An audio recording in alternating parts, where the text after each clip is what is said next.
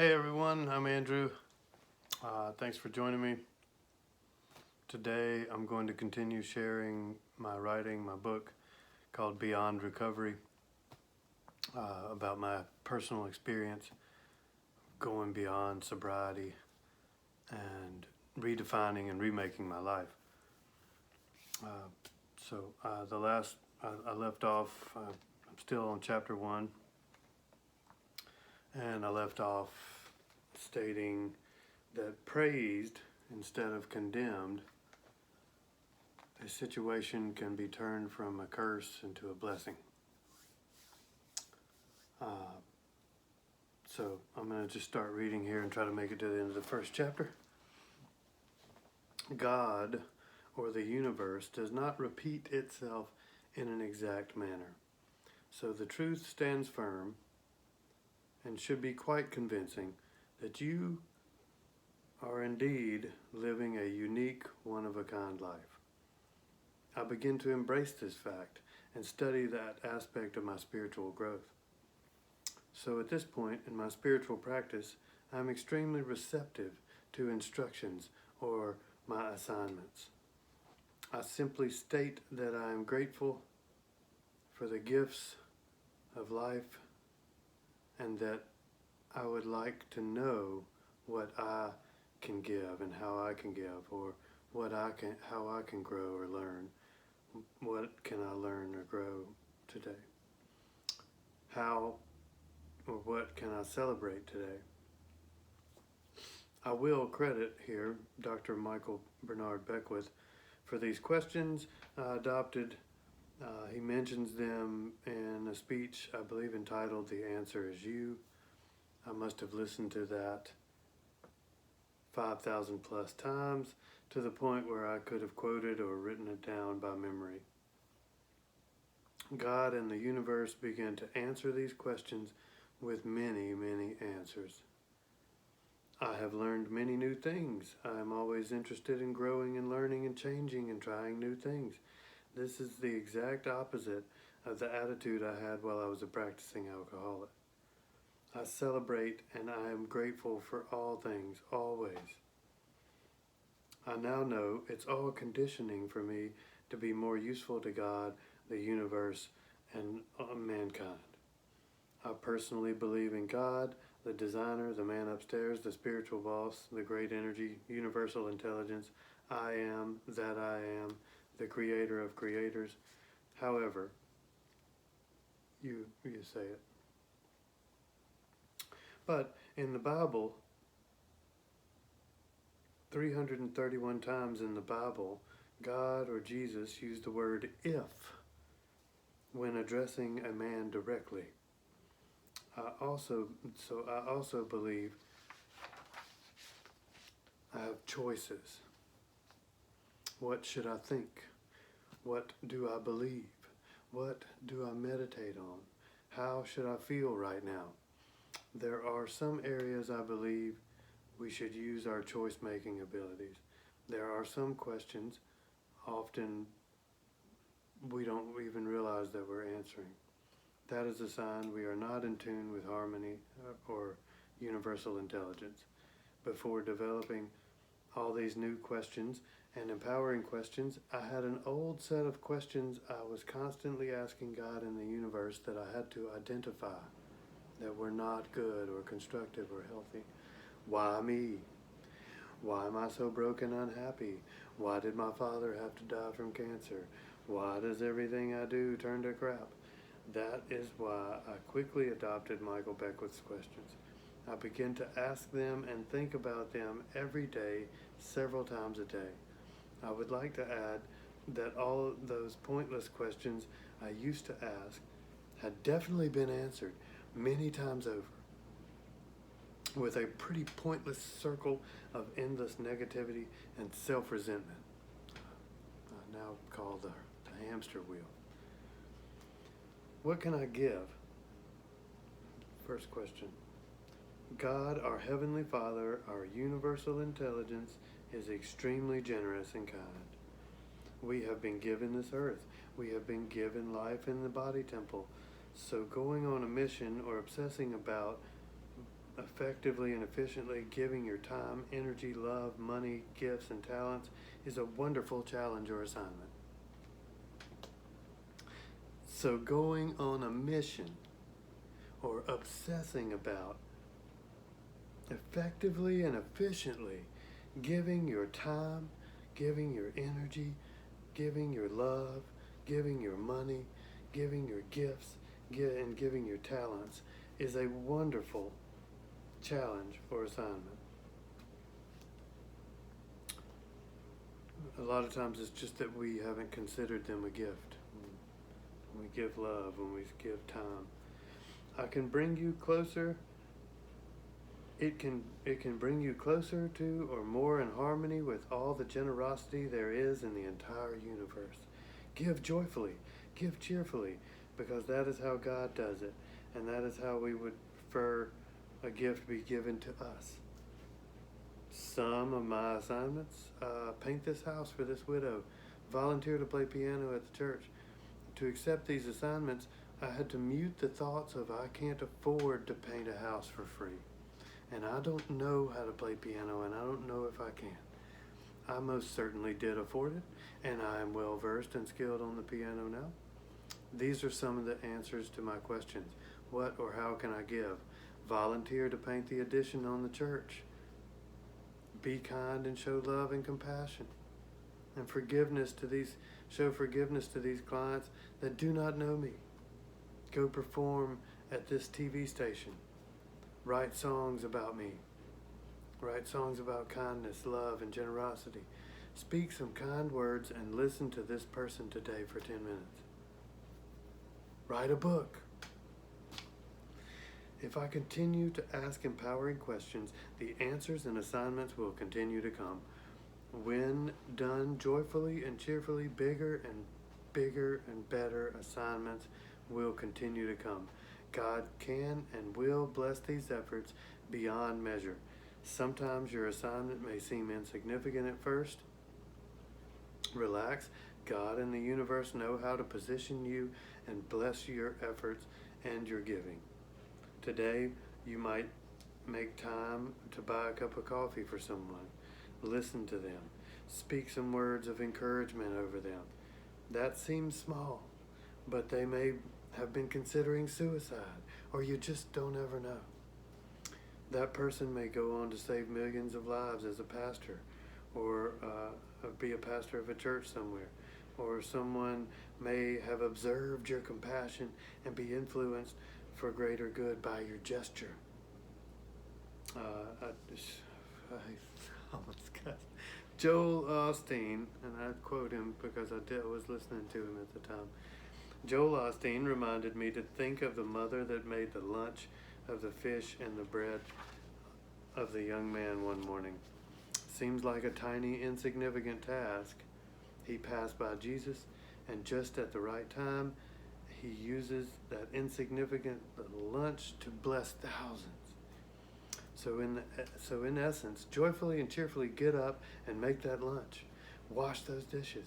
Buy that cup of coffee. Or try to work on a bigger scale if you can. Pay someone's rent and bills. Buy another person's children's presents for brand new toys. Always try to help those that are trying to help themselves. Although God will ask you to be kind to people that don't know Him or have forgotten Him, or even those that hate Him. In helping those that are trying to help themselves, you are giving your time, your energy to harmonizing with universal progress. Everyone on this planet has an assignment on both a daily and a lifetime level. Daily and lifetime. To share love.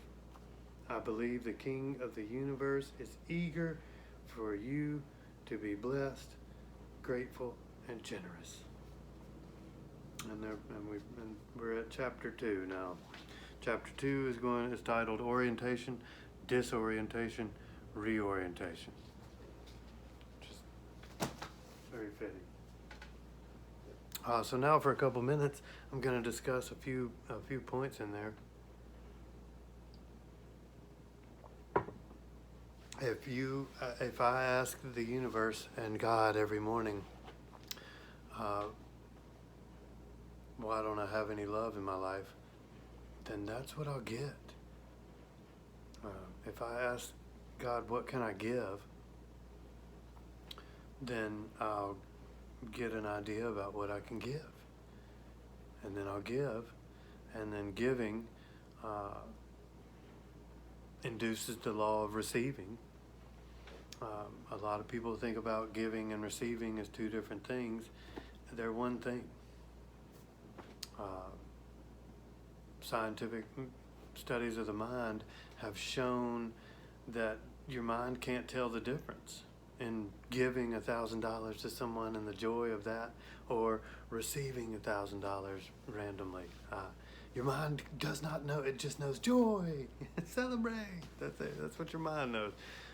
So giving and receiving are one thing.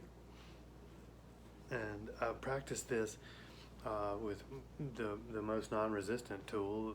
Money was the easiest way to practice this and see, does this really work? But I found it to be calculated and precise. And therefore, if I was waiting on a payment or a blessing of some sort, I would figure out a way to go give, because I started to view it as one thing, like a circular, like a hose. Well, the receiving's clogged up because the giving, it hasn't. If you give on that end, the receiving has to come out. Again, there's some tricky, mental areas in there where you shouldn't help someone that's not trying to help themselves. That's called enabling. I believe that's pretty much the definition.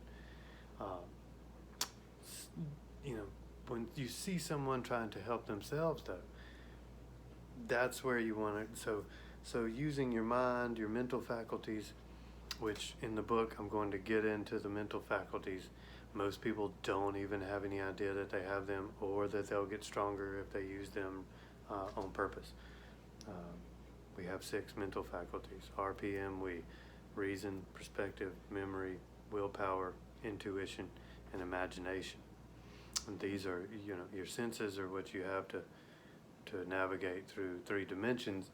Your mental faculties are what you have to use to navigate your mind and mind stuff, which is much more vast than the earth we live on. But give to someone that's trying to help themselves. Intuit or look into their life and figure out a creative way to give in an effective manner.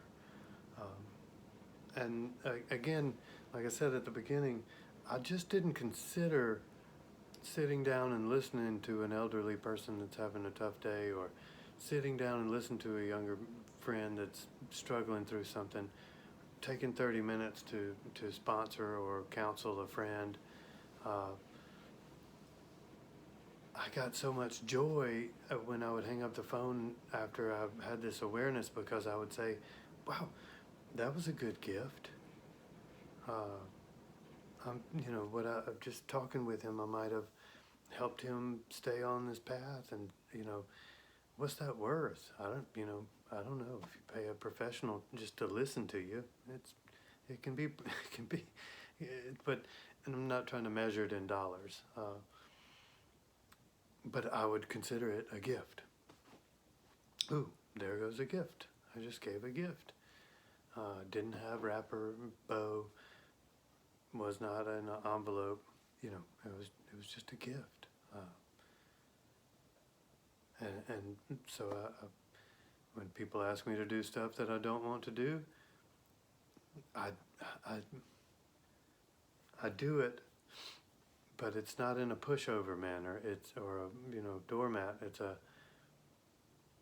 I'm going to give a gift, and people are baffled. Well, how can you take criticism in that manner and then turn around and do the task joyfully and cheerfully to your best? Well, I don't work for that person. I work for God. And if this is something that I need to do, then I'm going to do it joyfully and cheerfully and do my best. that has served me very well. Yes, a joyful, cheerful giver, but being able to recognize when my opportunities to have a gift and give a gift are receive a gift, to give a gift, graciously receive and generously give. The awareness was what changed. And the awareness started to change because of the strangest secret, which is we become what we think about. And so I would wake up and pray to God, why am I so heartbroken? And then I'd look for heartbreak all day, everywhere, and everything. And now I wake up and I ask, what can I give? It implies that I value myself and that I believe I have something to give. And I go through my day looking for things to give, looking for ways to give. 15 extra minutes? Okay. Give my full undivided attention to this client at the paint store? It's blown my mind how impactful and just giving an encouraging word to someone that you can tell is having a tough time. It costs nothing. It costs the most precious thing, which is time, but in our society today, we often think that finances, money is the most important thing, most precious commodity we have, but we're all dealers in time.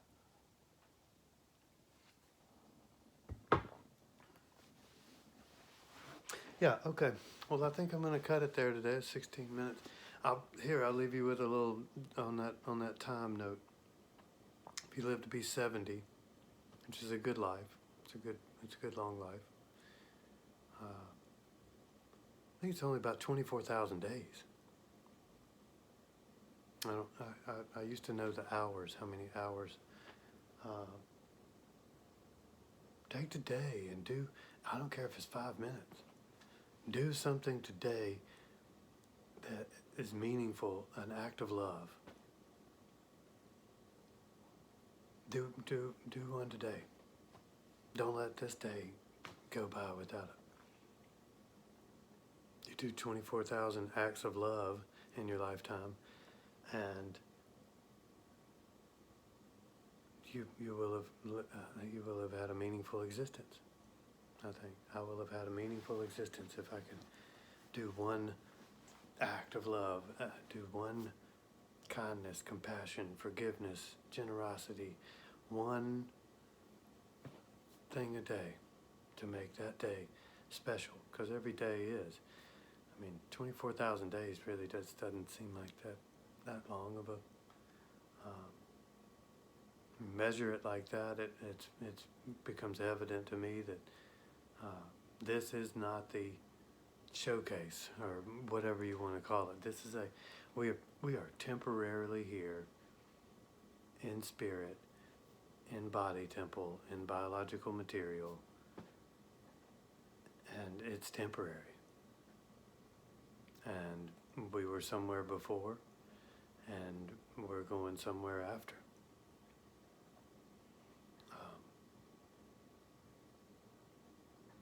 Just 24,000 days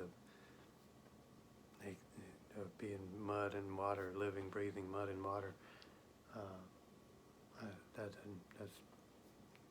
There's more to it than that in my mind. So I thank you for joining. I'm sure I rambled, tapered. I've got some good coffee today. It's helping me chat it up. But I look forward to coming back with chapter 2 of Beyond Recovery. Orientation, reorientation, orientation. I'll be back to read the second chapter. I hope somebody's getting something out of this. I'm completing an assignment by sharing the information. So, thanks.